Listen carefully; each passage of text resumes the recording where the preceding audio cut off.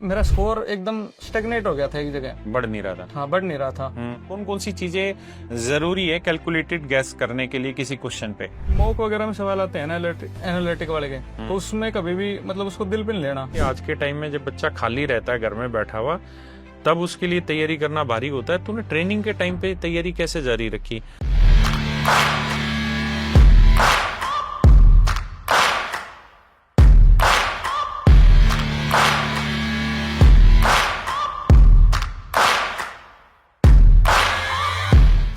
मेरे प्यारे बच्चों, आप सभी को नमस्कार। आप सभी का स्वागत है इस सेशन में। आज मेरे साथ एक बच्चा बैठा हुआ है जिसका नाम है आयुष यादव, और अभी इस बच्चे का सिलेक्शन हुआ है एएसओ इन सीएसएस। लेकिन उससे भी बड़ी कमाल की चीज ये है कि इससे पहले ये गवर्नमेंट जॉब में सेलेक्ट हो चुका 2023 एसएससी सीपीओ में, और पोस्ट थी इसकी सीआईएसएफ सब इंस्पेक्टर। और वहाँ इसने ट्रेनिंग भी की, और ट्रेनिंग करने के बाद फिर अब इसको आगे पोस्टिंग मिली, और उसी ट्रेनिंग के दौरान इसने अपनी तैयारी जारी रखी, और उतने मतलब कह सकते हैं कि हार्ड स्ट्रगल के बीच में अपनी तैयारी को आगे इसने मजबूत किया। और अब 2024 एसएससी सीजीएल में इसको एएसओ इन सीएसएस मिली है। तो बच्चे, आपका स्वागत है आयुष भाई। धन्यवाद। अब बता मुझे कि पहले इसका सीएसएस वाला बता, क्या रैंक आई और कैसे कैसे क्या चीजें करी, फिर उस पर आएंगे हम। सर रैंक मेरी ऑल इंडिया 311 है, अच्छा, और मैंने सीएसएफ मिली नहीं है, मैंने खुद ही ऑप्ट करी है। क्यों? मतलब मेरे को एमईए मिल रहा था, पर अच्छा, हाँ वो भी यूआर से, लेकिन घर की कनेक्टिविटी और मेरा आगे थोड़े कुछ प्लान्स हैं, तो उस करके मैंने सीएसएस ही लिया। अच्छा, तो मुझे बता कि एएसओ ही क्यों सेलेक्ट किया तूने सीएसएस का? क्योंकि 311 जो रैंक थी उसमें तो मुझे लगता है जीएसटी इंस्पेक्टर भी शायद तुझे दिल्ली मिल जाता, या और बहुत सारी ऐसी पोस्टें थी जो दिल्ली में मिल जाती, और जो जिन पे इतना काम भी नहीं था। लेकिन तूने सीएसएस क्यों चुना? इसका कोई खास कारण? सर खास कारण तो ऐसा नहीं है कि मैंने बहुत ही कुछ तिकड़मबाजी लगा के कुछ सोचा, ऐसा कुछ नहीं सर। सिंपल स्ट्रेटेजी थी कि दिल्ली में रहना है। दिल्ली में रहना है, क्योंकि दिल्ली घर से नज़दीक है, हम्म, और सर हमारा जयपुर जोन ज़्यादा बड़ा है। बहुत बड़ा है। तो यदि मैं जीएसटी लेता तो सर जोधपुर बहुत ज़्यादा दूर हो जाता है, दूर हो क्योंकि जाए। वहाँ भी पोस्टिंग होती है। और सर इसमें मिनिस्ट्री भी सर मैंने छोटी ही लगाई है हाँ, ऊपर, वो टाइम के लिए। और समझ। सर इसमें प्रमोशन भी, मतलब अभी तो स्टेग्नेशन है, लेकिन डिपार्टमेंटल करके ठीक प्रोसेस है हाँ सर ठीक, इसका। नहीं सीएसएस के थ्रू ठीक प्रमोशन है। अच्छा, तूने तैयारी करनी कब स्टार्ट की थी? सर कॉलेज चल रहा था मेरा लास्ट साल, कौन सा साल की बात है ये? 2021 की है सर। अच्छा, 2021 की, हाँ कोविड के टाइम पे। हाँ, कोविड 20 में आया था सर, 21 में मैंने ख़त्म करी थी सर। अच्छा। तो उसी टाइम मतलब स्टार्ट करा था ये। और उस टाइम सर इतना मतलब ऑनलाइन ऑनलाइन का क्रेज नहीं था, हम्म, मतलब इतना पहुंचा भी नहीं था, और इतना इंडिया वाइड तो हुआ नहीं था। वो नहीं हुआ था, हम्म। और थोड़ा यकीन भी नहीं हो रहा था ऑनलाइन पे लोगों हाँ का, कि जो थोड़ा बहुत हुआ भी था। हाँ सर, कि मतलब ट्रस्टेड टीचर पढ़ा रहे हैं, ये वर्दी होगा, हम्म, पढ़ना यहाँ से या टाइम वेस्ट हो जाएगा। तो ठीक है। फिर पढ़ा कहाँ से? सर जैसे यदि सब्जेक्ट वाइज एक एक देखें तो मैथ सर मैंने सबसे पहले, जो सबसे पुरानी बुक है आपकी 7300, अच्छा। वहाँ से स्टार्ट किया था। अच्छा। और वहाँ से मतलब ऐसे कि ऑफलाइन तो मैं दिल्ली तो आया भी नहीं कभी, हाँ, तो वो मैंने खुद से ही अच्छा, सोच खुद से लिया। थे। हाँ ब्रिलियंट यार। मतलब इतना ब्रिलियंट नहीं है सर, उसमें क्वेश्चन ठीक ठीक है, और जो नहीं आया वो यूट्यूब से थोड़ा बहुत देख लिया देख मतलब। लिया, ठीक है। और मैथ सर मतलब मेरा ठीक है शुरू से। हम्म, तो मैथ्स का सर मैंने सबसे पहले 7300 प्लस सोल्व की। हम्म, उसके बाद में सर मतलब उसमें ये देखने के लिए था कि क्या क्या पैटर्न पूछता है सर, पूछता। कि अलग अलग किस डायमेंशन पे जाते हैं। फिर सर मैथ्स का मैंने बहुत ही जल्दी कंसाइज कर लिया था उसको। जो पहले का पैटर्न था एसएस में, उसमें अच्छे सवाल थे, अच्छा, और वो यदि उनमें वैल्यू एडिशन कर लो तो बहुत अच्छा है बहुत उसमें। अच्छी चीज। तो उसमें ज़्यादा मैथ्स मतलब ठीक था, इसलिए कम पढ़ने से काम हो गया काम हो गया। और अगर रीजनिंग की बात करें? सर। मैं एक और बात ऐड करूंगा सर, जैसे अब पैटर्न चेंज हो गया ना, हम्म, तो पहले सेक्शन में बिल्कुल कंसंट्रेशन का गेम है। अच्छा। मतलब कि टीचर का एक काम बहुत जल्दी खत्म हो जाता है, क्योंकि पैटर्न का लेवल मतलब पैटर्न बिल्कुल आसान सा ही है। हाँ, इस समय बिल्कुल आसानी पेपर आ रहे हैं, इसमें कोई दो तो राय नहीं। टीचर का काम जल्दी खत्म हो जाता है इसमें। फिर जेन्युइन बच्चे पॉइंट का है। खुद का होएगा, मतलब कि कितना कंसंट्रेशन, क्योंकि डाइस में वो पूछेगा कि एक फिगर से दूसरी फिगर में क्या टर्न होगा, या उसको 90 डिग्री घुमाएंगे, 180 घुमाएंगे, तो वो सिर्फ कंसंट्रेशन का है, वो कोई नहीं सिखा सकता, वो बेसिक सी चीजें हैं। तो सर सेकंड वाला मतलब जो फर्स्ट सेक्शन में सेकंड पार्ट था रीजनिंग का, हम्म, उसमें मेरा सर एक वीक था। ये एनालिटिक रीजनिंग होती है जो, ये स्टेटमेंट और ये सब बिल्कुल, स्टेटमेंट कंक्लूजन वाला। हाँ ये ठीक नहीं था मेरा। बाकी और ये जो दूसरा होता है सर एनालॉजी वगैरह, ये ठीक था मतलब ये। ठीक और ठीक। सर एनालिटिक की मैंने खूब प्रैक्टिस करी, लेकिन वो ऐसे मेरे को कॉन्फिडेंस नहीं आया उसमें।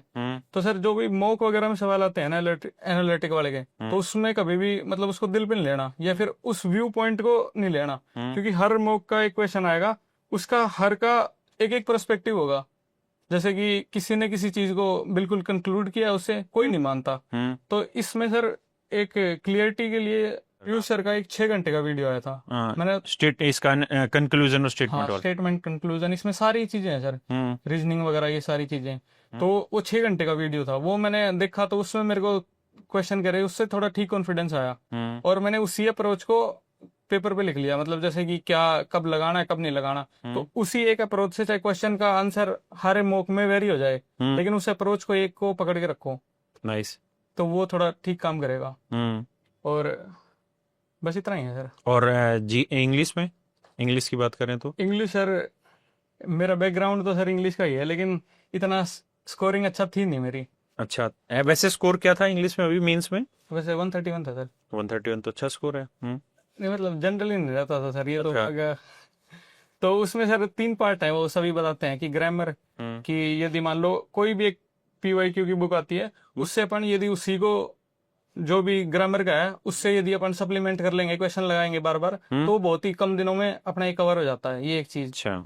और वो कैब में सर, वो कैब मतलब बिल्कुल ही 3 तरीके से याद होती है सर वैसे तो। हाँ। जैसे कि कोई वर्ड मिल गया तो उसको यूज कर लिया किसी सेंटेंस में, वो सर थोड़ा तरीका ठीक नहीं है। दूसरा कि उसके रूट वर्ड पे जाते हैं अपन, तो उसके लिए अलग अलग बुक आती हैं, तो सर रूट वर्ड भी जैसे ठीक ठीक याद हो जाता है, मतलब अच्छा काम करता है। जैसे पायरो का हीट से रिलेटेड है, ग्रीगेरियस में ग्रीक का सोशलाइज से कुछ रिलेटेड है, ऐसे वो भी ठीक काम करता है सर। तीसरा है निमोनिक। तो सर निमोनिक मेरे को सबसे ठीक लगा, कि कोई भी वर्ड उसको अपनी लैंग्वेज, मतलब अपना जो कल्चर है उससे रिलेट कर लो, तो स्टोरी के बेस में लंबा याद रहता है।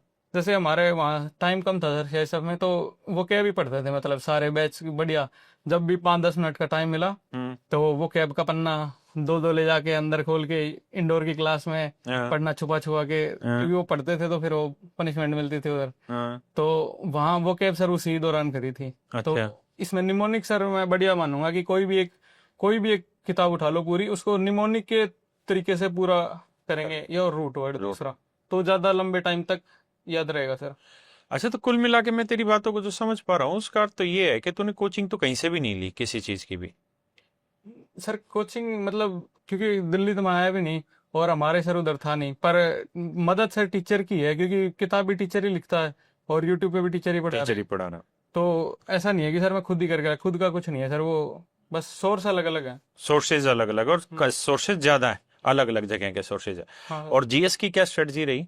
सर इंग्लिश में कॉम्प्रीहेंशन का और हाँ। हो गया, कि सर कॉम्प्रीहेंशन में किसी का ठीक मतलब कॉम्प्रीहेंशन एक ऐसा पार्ट है जिसमें है ना गलत नहीं होने चाहिए, क्योंकि वो सामने आंसर दे रखा है, यदि उसमें नहीं पढ़ के पा रहे अपन, वो थोड़ा एक दिक्कत वाली बात है। इसमें एक चीज फंसाएगी, थीम टोन टाइटल वाली, ये चीज एक है जो फंसाने वाली है। और क्लोज टेस्ट चलो ठीक है, एक आध यदि वो कैब पे आता है तो वो गलत होने वाला ठीक है, लेकिन यदि इस चीज में गलत हो रहा है ना, तो वो बिल्कुल क्राइम है।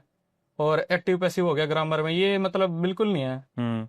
तो इसके लिए सर कॉम्प्रीहेंशन मतलब मेरा ठीक था, लेकिन वही है कि प्रीवियस ईयर से मैंने वो उठा के उनको करे, तो उसमें सिंपल से पूछते हैं अच्छा। यदि पूछेगा तो, और नहीं आ रहा तो वो ठीक है, कोई बात नहीं, क्योंकि वो कैब बेस्ड होता है ना, वो थोड़ा मुश्किल हो जाता है, ये फ्रेजल वर्ब वगैरह। तो सर फ्रेजल वर्ब भी निमोनिक से याद करेंगे। और कॉम्प्रीहेंशन के लिए ऐसे बोलते हैं कि ये दाइंदो वगैरह इन बड़ा एडिटोरियल को, एडिटोरियल किताब ये सब नहीं है, इससे बढ़िया वो कैब पढ़ो, ठीक काम हो जाएगा। अच्छा, वो कैब से, क्योंकि बिना फालतू का जिस चीज में इंटरेस्ट नहीं है उस चीज को घसीटोगे, उसमें एनर्जी ज्यादा वेस्ट होगी, और मेरे पास तो टाइम भी लिमिटेड था, तो ये सब करने का वो भी नहीं था, मन भी नहीं था। और सर एक है कि इंग्लिश माध्यम का मॉक डेली देना, मतलब मैंने डेली दिया था जो मेंस के टाइम में था। अच्छा। चाहे वो 2023 वाला हो, पर वो 23 वाला भी दिया था मैंने, चाहे 24 का हो, मतलब इस साल के तो 2-2 3-3 दिन में आते हैं, तो पिछले साल के उठा के वो दे लिए। अच्छा। तो और यूट्यूब पे सर कहीं भी फ्री मॉक मिल जाए ना, चाहे मैथ रीजनिंग कुछ ही हो, तो टीचर सोल्व करवाते हैं 25-30 क्वेश्चन, वो अच्छे होते हैं, लेटेस्ट भी होते हैं, और मतलब उसमें कुछ नया सीखने को हमेशा मिलता है। जैसे मैंने बताया कि मैंने मैथ्स को बहुत जल्दी सम कर दिया था, क्योंकि वो मेरा स्ट्रांग पॉइंट है कि भाई मेरे को सेक्शन 1 में पूरे के पूरे लाने हैं, वो मेरा खुद का आइडिया था। तो उसके लिए हमेशा वैल्यू एडिशन बहुत जरूरी है, क्योंकि बहुत जल्दी सम अप कर देना 5-6 पेज में वो कोई बहादुरी नहीं है, बहुत लोग कर देंगे, लेकिन उसमें वैल्यू एडिशन हमेशा होएगा ना, होएगा तो वो चीज ज्यादा सर्वाइव कर पाएगी।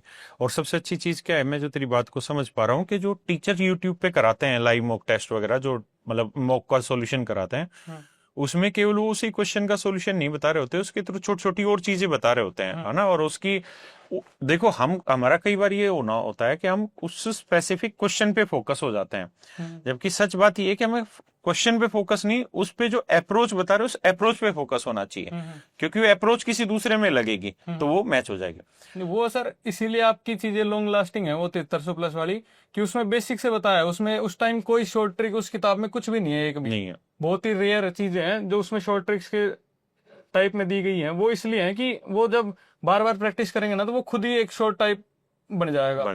उसमें कुछ ऐसा नहीं है कि इधर उधर कटा के, कुछ नहीं है उसमें, वो बिल्कुल सेम डिट्टो, मतलब बेसिक चीज है, वो बेस बनाने के लिए अच्छी चीज है, अच्छी किताब। हाँ, और बच्चे बिना कोचिंग के उससे कर ले रहे हो, बड़ी बात है।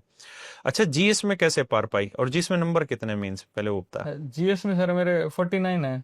नंबर तो ठीक है, तेरे एवरेज से ऊपर है। एवरेज, हाँ सर। और कैसे की जीएस में तैयारी। सर जीएस में वही 3 चीजें हैं सर, कि जैसे एक तो ये सब्जेक्ट हो गए, हिस्ट्री, पॉलिटी, ज्योग्राफी, ये सारे। एक दूसरा हो गया सर करंट, और तीसरा हो गया सर स्टैटिक, स्टैटिक जीके। ये सर इनका फंडा है कि स्पोर्ट्स से पूछेंगे, अवार्ड से पूछेंगे, टूर्नामेंट से पूछेंगे, तो सर इनका सार होगा कर गया। अच्छा, तो वो भिड़ गए। हाँ, वो उसमें कुछ नहीं आया सर। अच्छा।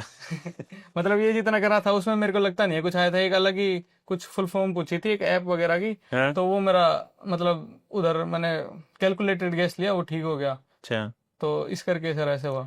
अच्छा, एक ये जो वर्ड है कैलकुलेटेड गैस, इसको कैसे क्या करते हो, और इसको मतलब इस स्किल को कैसे डेवलप करते हो, कौन कौन सी चीजें जरूरी है कैलकुलेटेड गैस करने के लिए किसी क्वेश्चन पे।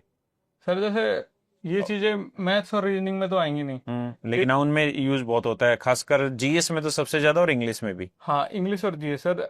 जीएस में तो सर ऐसे होगा जैसे कि जो वर्ड दे रखा है उससे रिलेटेड पूछेंगे ना, तो उससे रिलेटेड यदि कुछ ना कुछ आया है उसमें, तो वो प्रोबेबिलिटी ठीक होती है। और इंग्लिश में सर ऐसा है कि जैसे मान लो कोई सिनोनिम पूछा है, तो यदि 3 पॉजिटिव है, 1 नेगेटिव है, और तो उस नेगेटिव वाले का ठीक होने का मतलब प्रोबेबिलिटी ज्यादा रहती है, क्योंकि तीनों का सेम वो सेंस है कि पॉजिटिव पॉजिटिव पॉजिटिव।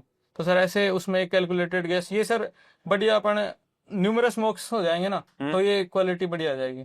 हाँ, ये नहीं, ये भी छोटे छोटे मैकेनिज्म है जिसके थ्रू लड़ाई लड़ी जाती है इन चीजों में। सर बुक का काम बहुत जल्दी खत्म हो जाता है, क्योंकि चीजें आसान आ रही हैं, तो उसके हिसाब से थोड़ा और स्ट्रेटजी को मतलब बढ़िया करेंगे ना। यदि ये सर जब आएगा, जब लगातार डेली एक मॉक देते रहेंगे ना, मतलब जब मेंस का टाइम आएगा तो एक मॉक डेली। ठीक है। मैंने सर ऐसे बोल तो रहा हूँ कि मैं डेली मॉक देना चाहिए, मैंने खुद ने थोड़े दिन के लिए मॉक ड्रॉप करे हैं। क्यों। मतलब कि मेरा स्कोर एकदम स्टेगनेट हो गया था एक जगह, बढ़ नहीं रहा था। हाँ, बढ़ नहीं रहा था। और मेरे ऐसी आदत लग गई थी कि मॉक नहीं दूं तो ऐसे हो जाए जैसे क्या हो गया आज, कुछ हो नहीं रहा, दिन में हो नहीं रहा, ऐसे वो वाली चीज हो गई थी। तो मैंने बहुत ही मुश्किल से, मेरे दोस्त के कहने पे बहुत ही मुश्किल से, मतलब खुद को कंट्रोल करके कि रोक लो, मॉक रोक लो। और सर 10-15 दिन मैंने मॉक रोके, और जो मेरे वो कैब में कमी थी, और एक दो सर मेरे सिली मिस्टेक की कमी थी, दोनों, वो सर मैंने बहुत ज्यादा मेहनत करी उसमें, क्योंकि सिली मिस्टेक यदि हुई -4 हुआ, और गया फिर गत्ते साउथ गैस। हाँ, नॉर्थ से सीधा साउथ भटकते हैं। हाँ, और सर हम तो साउथ में रह के आ रहे हैं, तो साउथ से दुखी हो लिए। और सर एक और चीज, जैसे मेरा प्लान था, जीएसओ भी दिया है सर मैंने। अच्छा। जीएसओ में सर मेरे 132 थे, तो वो ठीक स्कोर है, मतलब अच्छा, टोटल 495 के आसपास है। तो वो बढ़िया मतलब रैंक में हो रहा होगा उसमें भी, तो वो ठीक था, 5-10 के अंदर आ रहा होगा वो। आ रहा, ब्रिलियंट यार।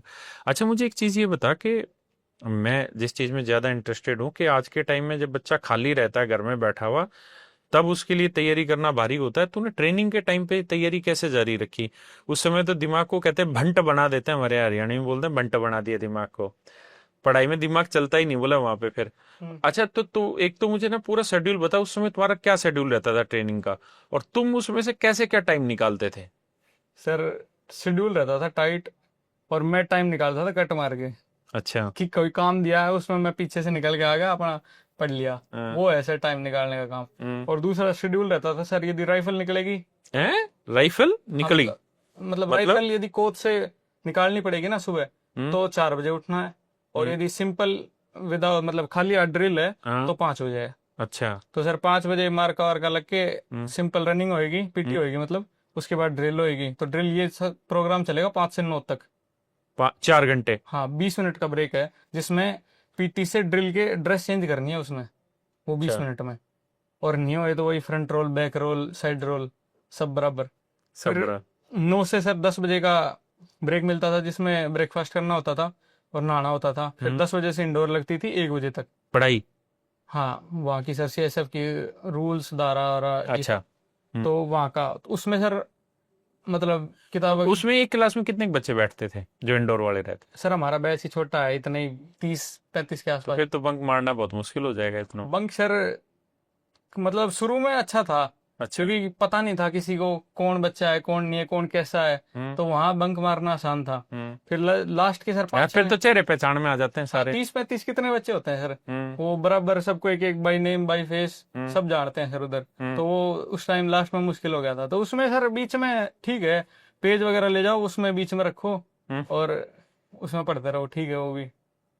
अच्छा, तो ये माइंडसेट तैयार कैसे करता था कि यार जैसे तेरा सीएसएफ में सब इंस्पेक्टर में सिलेक्शन हुआ, तो तूने मतलब ज्वाइन ही क्यों किया जब तुझे आगे मेहनत करनी थी और तेरे में इतना जज्बा था? तो हो सकता है कि तू और कम टाइम में एसएससी क्या दूसरी चीज में भी कर देता बहुत अच्छे सेट। वो घर वालों की बात है ना सर, की नौकरी मिली है तो जाना ही पड़ेगा उसको। मतलब वो नहीं है कि घर आई लक्ष्मी को मना नहीं करते, मना हाँ नहीं करता। जाओ। अच्छा, तो ट्रेनिंग पूरी करी तूने खींच हाँ के? ट्रेनिंग पूरी हुई है सर। अच्छा, मुझे ये बता कि तेरी रैंक भी बहुत अच्छी है और तू बहुत डिफिकल्ट सिचुएशन से भी निकल के आया है। Difficult in the term of जहाँ मेहनत ज्यादा होती है, हाँ शारीरिक मेहनत ज्यादा होती है। तो मैं अब तेरे से ये पूछना चाह रहा हूँ कि अगर कोई नया बच्चा तैयारी करना चाह रहा है, तो दो चीजें उसके सामने आती हैं। सबसे पहला तो उसका ये रहता है कि वो तैयारी जैसे ही थोड़ी सी स्टार्ट करता है, तो थोड़ी सी जैसे स्टार्ट करेगा तो बीच में ना कंटिन्यूटी ब्रेक हो जाती है उसकी, बीच में छूट जाएगी चीजें। और दूसरा क्या होता है, एक स्टेज के बाद उसके मन में एक रिस्क आता है जिसे हम कहते हैं रिस्क ऑफ फेल्योर। फेल होने का रिस्क उसमें आता है कि यार बनेगी नहीं बात, अपने से होगा नहीं। तो इन दोनों चीजों पे ओवरकम किस तरीके से करना चाहिए एक बच्चे को, खासकर जो नए बच्चे तैयारी कर रहे हैं? सर पहली बात आपने पूछी कंटिन्यूटी की। सर कंटिन्यूटी आप बता रहे हो एडवर्स सिचुएशन, एडवर्स कुछ नहीं थी सर, मैनेजेबल थी। तभी तो रोक के आ रहे हैं वहां से। सच बात है। थोड़ा टफ था पर मैनेजेबल था वो। और कंटिन्यूटी सर ऐसे है कि क्यों करना आपको ये, यदि ठीक ठाक की नौकरी लेनी है तो करो, वरना नहीं करनी है तो 1-2 साल बाद करोगे। करोगे। तो ये तो सर मेंटेलिटी थी नहीं कि कंटिन्यूटी वाला तो कोई सीन ही नहीं आया। करना ही है। हाँ क्योंकि वहां सर जैसे यदि सोने का यदि तुम्हारे को 20 मिनट टाइम मिल रहा है, उसमें इतना बढ़िया रिलैक्स हो रहा है, तो उसमें सर कंटिन्यूटी का नहीं सोचता, उसमें सोचता है कि पढ़ूंगा। 20 मिनट सो के 20 मिनट निकाल रहा है, तो उसमें सर मेरे तो ये चीज आई नहीं कंटिन्यूटी वाली। और सर दूसरा आपने पूछा कि क्या पूछा, risk of failure. Risk of failure sir बराबर है, सबके साथ है। मेरी आज इधर आई तो भी मैं वहां से निकलने के लिए जेएसओ का पेपर भी दिया है, कि यदि मेरे को एसओ नहीं मिलती तो मैं जेएसओ जाने के लिए भी रेडी था। तो वो सबके लिए है कि भाई यदि इधर पेपर में कुछ होगा तो जेएसओ अपना एक और मतलब बैकअप है। तो रिस्क ऑफ फेलियर सबके लिए बराबर है। ऐसे नहीं है कि चाहे तुम कितना ही उसको लेके बैठे रहो, उससे होना जाना कुछ है नहीं। जहाँ कमी है, मैंने खुद ने मॉक की बताऊं ना इतनी हैबिट हो गई थी कि मॉक देना देना देना है, लेकिन उसको रोक के यदि मैं कुछ सोच रहा हूँ कि भाई ये चीजें ठीक नहीं जा रही, तो वहां से खुद को इंट्रोस्पेक्ट करना बहुत जरूरी। बहुत जरूरी। Nice nice.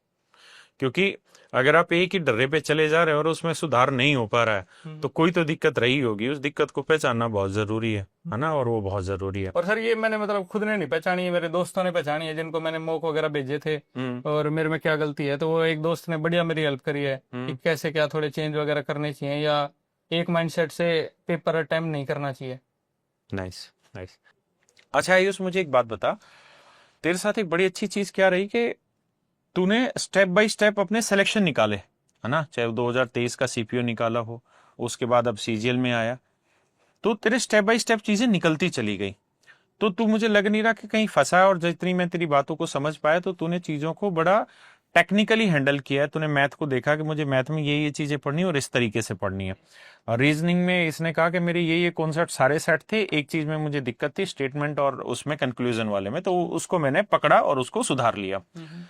तो तेरी लाइफ में तेरे सिलेक्शन में किन चीजों का ज्यादा रोल रहा जिन्होंने तुझे इस सिलेक्शन को बहुत नजदीक पहुंचा दिया और बहुत सटीकता से पहुंचा दिया? वरना बच्चे ऐसे भी तो जो 5-5 साल से 3-3 साल से तैयारी कर रहे हैं और कोई भी रिजल्ट नहीं निकल रहा।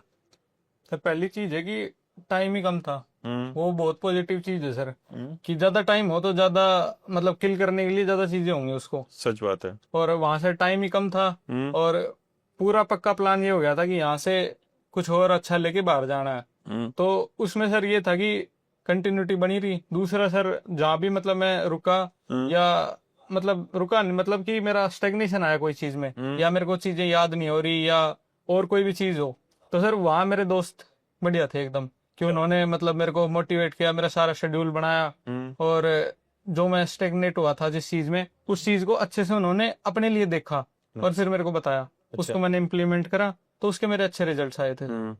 तो मेरे प्यारे बच्चों, आयुष से बात करके आपको बहुत सारी बातें समझ में आई होंगी, और मैं एक आखिरी बात का जवाब आप सब बच्चों को देना चाहता हूं। जो बहुत सारे बच्चे प्राइवेट नौकरियां करने लग रहे हैं या सरकारी नौकरियां करने लग रहे हैं, और उसके बाद वो कहते हैं कि सर प्राइवेट नौकरी के साथ या किसी भी नौकरी के साथ तैयारी करना बहुत मुश्किल होता है, तो क्या तरीका अपनाया जाए कि तैयारी सही से हो पाए? तो मैं आपको दो चीजें बताना चाहता हूं। देखो, ये बच्चा सब इंस्पेक्टर की ट्रेनिंग कर रहा था, और उसी ट्रेनिंग के दौरान अगर 40 मिनट सोने के लिए मिल रहे थे तो उसमें 20 मिनट सोते थे और 20 मिनट पढ़ते थे। ठीक है, यानी आप कितने डेडिकेटेड हैं उस चीज के ऊपर, पहला पॉइंट ये है। मैं एक और एग्जांपल लेता हूँ। ये बात है शायद 2017 या 18 के आसपास की बात है। दिल्ली पुलिस कांस्टेबल की ट्रेनिंग हो रही थी, और एक लड़का था, मुझे अभी उसका नाम याद नहीं है, वो दिल्ली पुलिस कांस्टेबल की ट्रेनिंग करने लग रहा था प्रॉपर, और ट्रेनिंग करते करते वो यूपीएससी का मीन्स लिख के आया, आप समझ सकते हैं। और यूपीएससी उसकी क्लियर हुई और अंडर 200 उसकी रैंक थी, और वो आईएएस बना। तो आप सोचिए कि जिसने कुछ करना है ना, वो तो हर परिस्थिति में कर जाएगा, और जिसने बहाने लगाने हैं उसके लिए सच में चीजें बहुत मुश्किल होती हैं। दूसरी चीज, मैं अब इसके उलट एक और जवाब दे रहा हूं। देखिए, अगर जिंदगी में प्राइवेट नौकरी बहुत जरूरी है और आर्थिक रूप से इतनी तंगी है कि आपको नौकरी करनी ही करनी है, और उसके साथ फिर आपको सरकारी नौकरी की तैयारी करनी है, तो आप करते रहिए। जितना टाइम मिलता है उस टाइम में मैक्सिमम पोटेंशियल अपना लगाइए सिलेक्शन की ओर। लेकिन अगर 1-2 महीने नौकरी करके इतना पैसा बना लिया जाए कि अपने 3-4 महीने आगे के खिंच जाए, तो मेरे दोस्त, मैं आपको यही सलाह दूंगा कि आज के समय में कंपटीशन बहुत सीरियस, आपको फाइट करना पड़ेगा। सिलेक्शन तभी होगा, बहुत कम फेज में, बहुत छोटे से फेज में सिलेक्शन नहीं होगा। आपको लंबा चलना पड़ेगा, लगातार काम करना पड़ेगा, बहुत सारी गलतियां होंगी आपसे, उन गलतियों को ढूंढना पड़ेगा, सुधारना पड़ेगा, फिर सिलेक्शन होगा। इसलिए कोशिश करिए कि अपने इस लाइफ के फेज को जितना संभव हो सके डेडिकेटेडली इसमें टाइम इन्वेस्ट किया जा सके, ताकि आप सबका सिलेक्शन हो सके। इन्हीं सब बातों के साथ नमस्कार, धन्यवाद मेरे बच्चे, थैंक यू।